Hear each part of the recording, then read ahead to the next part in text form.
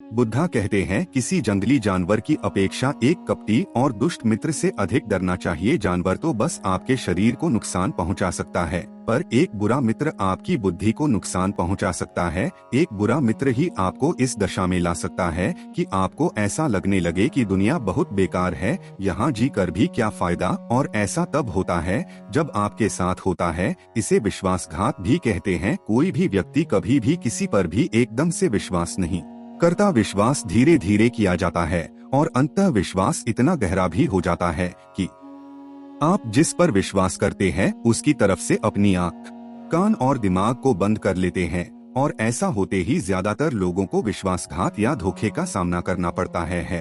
और ये इतना ही बुरा होता है जितना कि आपका विश्वास गहरा होता है। ये पूरी दुनिया धोखे पर ही चल रही है। हम अपनी जिंदगी में किसी ना किसी को कहीं ना कहीं कभी ना कभी धोखा देते ही रहते हैं और लोग हमें धोखा दिए जा रहे हैं। दूसरे लोग धोखा दे तो समझ में आता है, लेकिन हम तो अपने आप को ही धोखा देते रहते हैं। हम अपने आप को ऐसी ऐसी बातें समझा देते हैं जिससे कि हमें सत्य का सामना ना करना पड़े और झूठी दुनिया में खोए रहे। क्या विश्वासघात दो धारी तलवार की तरह होती है? आपको लगता है कि आप किसी को धोखा दे रहे हैं, लेकिन ये धोखे की तलवार जितनी गर्दन सामने वाले की काटती है उतनी ही गर्दन आपकी भी कटती है। दोस्तों, हम जानेंगे हमारे साथ धोखा होने से या विश्वासघात से कैसे बचा जा सकता है। हम उन सभी निशानियों के बारे में जानेंगे जो एक धोखेबाज और झूठे इंसान में पाई जाती है। कहानी बहुत मजे, ध्यान से सुनिएगा। ये कहानी मोहन नाम के एक युवा व्यक्ति की है जो बड़े ही क्रोध से एक पहाड़ की चोटी पर आत्महत्या करने जा रहा था। जब मोहन पहाड़ की चोटी पर पहुंचा तो बहुत जोर से चिल्लाया कि ये दुनिया इतनी बुरी क्यों है, यहाँ जीने का कोई लाभ नहीं है।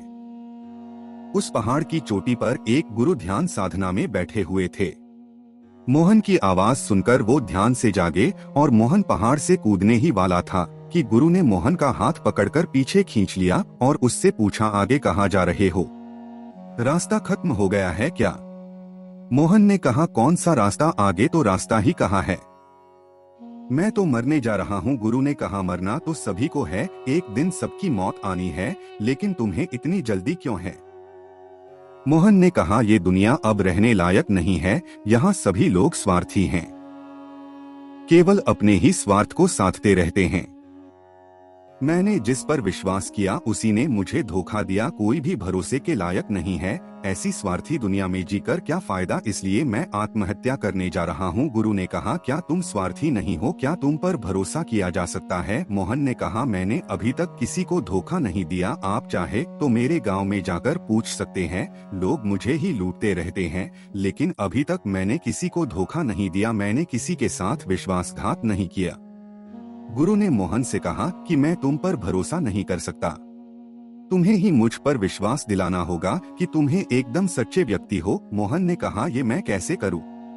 गुरु ने कहा, तुम्हें मेरे साथ मेरे आश्रम में 1 साल तक रहना होगा, तभी मैं जान पाऊंगा कि तुम वाकई सच्चे व्यक्ति हो या तुम भी औरों की तरह झूठे और धोखेबाज तो नहीं। मोहन ने कहा, ठीक है, जैसा आप कहते। वो गुरु मोहन को अपने साथ अपने आश्रम में ले गया और मोहन को अपना शिष्य बना लिया। पहले ही दिन सुबह सुबह गुरु ने मोहन से कहा, मुझे तुम पर भरोसा नहीं है, फिर भी जाओ और भिक्षा लेकर आओ, तब तक मैं तुम्हारे गुरु भाइयों को शिक्षा प्रदान करता हूँ। मोहन ने गुरु को प्रणाम किया और वो भिक्षा के लिए चला गया। पहले दिन भिक्षा मांगने में उसे बड़ी तकलीफ हुई। उसके मुंह से शब्द नहीं निकल रहे थे। उसके अहंकार को चोट लग रही थी, फिर भी एक अहंकार उसके अंदर पल रहा था कि अपने गुरु उसे गलत साबित करना है। इसलिए उसने भिक्षा मांगी और भिक्षा मांगकर वापस गुरु के पास पहुंचा और उस भिक्षा को गुरु के समक्ष रख दिया। गुरु ने कहा, तुम थोड़े तो भरोसे के लायक हो, मुझे लगा नहीं था कि तुम भिक्षा मांग पाओगे। मेरे साथ मेरी कुटी में चलो, मैं तुम्हें कुछ दिखाना चाहता हूँ। गुरु मोहन को अपनी कुटी में ले गया। वहाँ ऊपर मटकी में कुछ लटका हुआ था। गुरु ने कहा, मटकी देख रहे हो, इसमें जहर है, और जहर भी ऐसा कि किसी को दे दो तो व्यक्ति बड़े आराम से मर सकता है और किसी को ये पता भी नहीं चलता कि व्यक्ति की मृत्यु कैसे हुई। मोहन ने कहा, ये आप सब मुझे क्यों बता रहे हैं? गुरु ने कहा, ये इसलिए मैं तुम्हें बता रहा हूँ कि कभी गलती से इसे खा मत लेना। कुछ दिन बाद गुरु अपने शिष्यों के साथ एक जंगल के रास्ते से गुजर रहे थे।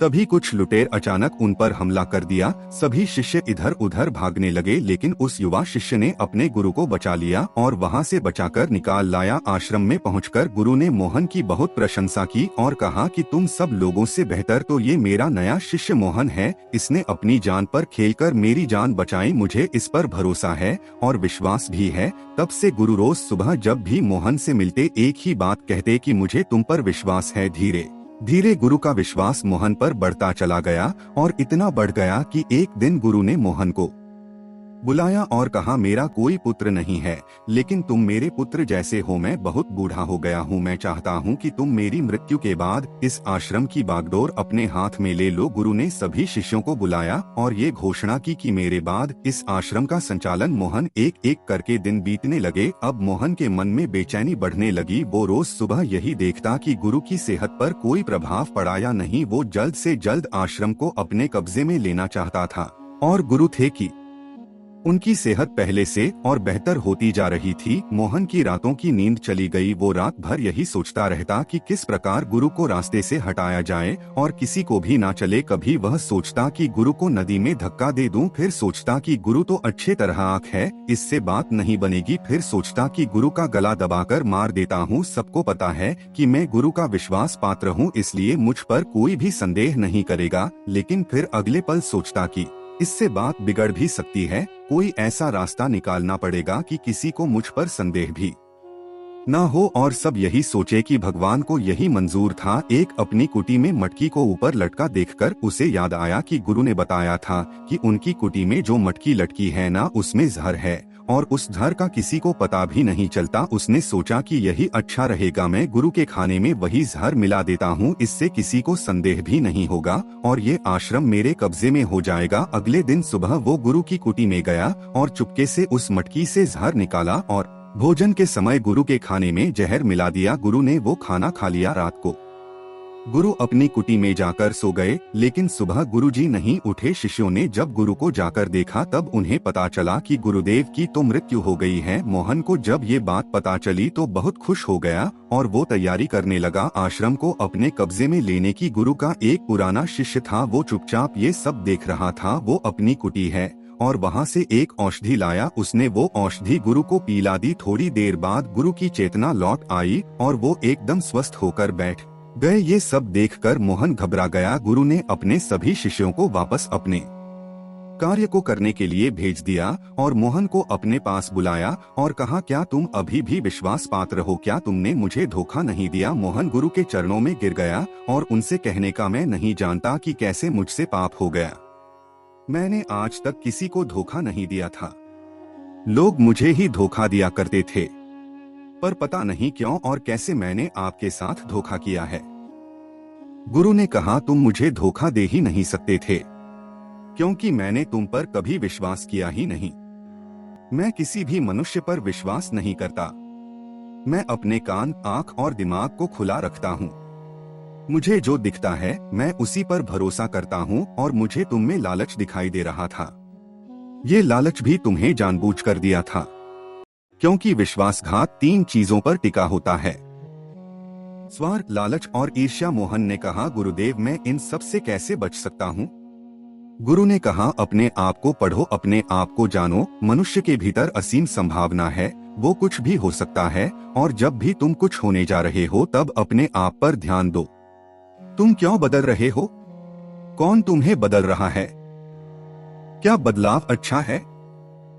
ये सुनकर मोहन ने गुरु को प्रणाम किया और उनसे कहा कि मैं आपका शिष्य बनकर रहना चाहता हूँ और मैं इस ज्ञान को प्राप्त करना चाहता हूँ कि मैं कौन हूँ, क्या हूँ और कैसे मैं बदल जाता हूँ। गुरु ने सुनकर कहा, हमारे आसपास आपको ऐसे बहुत से लोग मिल जाएंगे जो मिसाल हैं कि उन्होंने कभी भी किसी भी स्वार्थ, लालच और ईर्ष्या में आकर कभी भी किसी को धोखा नहीं दिया। धोखा आदमी तभी दे पाता है जब वो ये समझने लगता है कि वो जो कर रहा है उसे कोई नहीं देख रहा और किसी को इसका पता भी नहीं चलेगा जो वो कर रहा है वही सही है। फिर अपने आप को बचाने के लिए वो तर्क देता है कि मैं तो कुछ कर ही नहीं सकता था। ये तो मेरी मजबूरी थी। जब आप किसी को धोखा देते हैं तो याद रखें, उस व्यक्ति की आंतरिक चेतना को हम ठेस पहुंचाते हैं और वो इतनी बुरी तरह आहत हो जाता है कि उसका भरोसा सभी से उठ जाता है और वो अपने आप अकेला महसूस करने लगता है। इसलिए तुम चाहते हो कि कोई तुम्हें धोखा ना दे। हमेशा अपने आँख, कान और दिमाग को खुला रखे, लोगों पर भरोसा करें लेकिन जरूरत से ज्यादा नहीं। हमेशा अपने जीवन से जुड़ी हर चीज को अपने हाथ में रखें। अपने जीवन की बागडोर किसी दूसरे के हाथ में ना दें और बीच बीच में अपने आप की भी जांच पड़ताल करते रहें कि जिस चीज से आप बचना चाहते हैं कहीं वही काम तो आप दूसरों के साथ कर रहे। और जब भी आपको कोई धोखा दे तो मायूस ना हो, क्योंकि ये सभी चीजें हमें कुछ ना कुछ सिखाने के लिए बनी है। और दोस्तों, अगर आपको अपने परिवार में धोखा मिले तो हो सकता है कि आपको कोई गलतफहमी हुई हो। कोशिश यही करिएगा कि आप एक दूसरे को समझे, एक दूसरे को जाने, एक दूसरे को माफ करें, क्योंकि दुनिया में आपको बहुत से लोग मिल जाएंगे लेकिन आपके परिवार जैसे लोग आपको पूरी दुनिया में कहीं नहीं मिलेंगे। हाँ, उनकी बात अलग है जो आपके परिवार से बाहर के लोग हैं, जैसे कोई दूर का सगा संबंधी, तुम्हारा पड़ोसी या कोई मित्रजन। अब उन 6 निशानियों के बारे में जो एक धोखेबाज इंसान में मौजूद होती है। पहली बात, वो हमेशा आपको दुख पहुंचाते रहेंगे, कई बार जानबूझकर तो कई बार उन्हें पता भी नहीं होता कि वो आपके साथ कितना गलत कर रहे हैं। आपके दिल को चोट पहुंचती रहती है। जिस इंसान को आपसे सच्चा प्यार होगा उसके साथ आपको खुशी महसूस होगी, उसके साथ आपको ऐसा लगेगा कि आप बहुत हल्के होकर हवा में जैसे उड़ रहे हैं। और अगर एक धोखेबाज के साथ रिश्ते में है तो ऐसा लगेगा कि सब कुछ बहुत भारी भारी सा है। आपको ऐसा लगने लगेगा कि कुछ गलत हो रहा है। आपके अंदर से आवाज आएगी कि ये सही नहीं है, पर आप उसे सुनकर भी अनसुना कर देते हैं। ये आपकी गलती है। दूसरी बात, वो क्या कहते हैं आप उस पर ध्यान ना दे, वो आपके साथ क्या करते हैं उस पर ध्यान दो, क्योंकि बातें कहना बहुत सरल है, करना बहुत कठिन है। और अधिकतर लोग बातों में ही आकर फंस जाते हैं। वो चाहे कितनी भी कस्में खा ले, कितने भी वादे कर ले, पर जब तक उनको प्रूव करके नहीं दिखाते, असल में कोई एक्शन करके नहीं दिखा देते, तब तक आप उन पर विश्वास ना करें। तीसरी बात, आप उनकी जिंदगी में कहीं नहीं होते, कोई जगह नहीं होती आपकी उनकी जिंदगी में। वो जब चाहे आपको अपनी लाइफ से काट कर सकते हैं, वो भी बिल्कुल आसानी से, और उसका उनकी जिंदगी में कोई फर्क नहीं पड़ेगा। अगर आपको विश्वास नहीं होता तो थोड़े दिन की जिंदगी से आप गायब हो जाइए। वो खुश हो जाएंगे कि मुसीबत गई हमारी से, अब हम और आजाद है, जैसा चाहे कर सकते हैं। अगर आप भी ऐसे इंसान के साथ रिलेशन में हैं, तो जितना जल्दी हो सके होश में आ जाइए और विश्वास रखिए, ऐसे रिश्ते से बाहर आकर आपकी जिंदगी में आपको शांति, सुकून, प्यार सब मिलेगा। चौथी बात, वो अपनी जिंदगी में आपके लिए कुछ भी नहीं छोड़ेंगे, पर आपको कभी भी छोड़ देंगे। उनके पास हर बात के लिए समय होगा, पर आपके लिए हमेशा बिजी होने का लगाकर घूमेंगे। वो आपसे बात तभी करेंगे जब उनका मन करेगा, ना कि जब आपको जरूरत होगी। आप उनके लिए अपनी जिंदगी को बदल सकते हैं, पर वो आप ना अपनी आदतें, ना अपना स्वभाव, ना अपना कंफर्ट जोन। पांचवी बात, जिस इंसान को आपसे सच्चा प्रेम नहीं होगा उसे आपकी परवाह कभी नहीं होगी। आप हमेशा परवाह करते रहो, चाहे कुछ भी कर जाओ उसके लिए, पर उसे जरा भी परवाह नहीं होगी। और ये आपको बार बार देखने मिलेगा। आप देखकर भी अनदेखा कर देते हैं, ये आपकी भूल है। आप अपने मुंह के चलते सच आंखों के सामने होते हुए देख नहीं पाते, ये आपकी कमी है। थोड़ा होश में आओ और देखो उसे आपकी कोई परवाह है कि नहीं। छठी बात, आप उनके लिए चाहे मर क्यों ना जाए, वो आपको कभी भी अप्रिशिएट नहीं करेंगे और वो आपको कभी वैल्यू नहीं, आपकी कभी वैल्यू नहीं करेंगे। जो वैल्यू आप डिजर्व करते हैं, जो वैल्यू आपने उन्हें दी है अपनी लाइफ में, वो वैल्यू आपको रिटर्न में कभी नहीं मिलती, क्योंकि एक दिन वो आपको बहुत बड़ा धोखा देने वाला है। इससे पहले को बड़ा धोखा मिले, आप पहले से अलर्ट हो जाएं। दोस्तों, क्या एक ही इंसान इस दुनिया में है? एक गलत इंसान से बाहर आओ तो जिंदगी में 10 अच्छे लोग मिलेंगे जो आपको सच्चा प्रेम देंगे, जो आपके साथ जिंदगी भर रिश्ता निभाएंगे।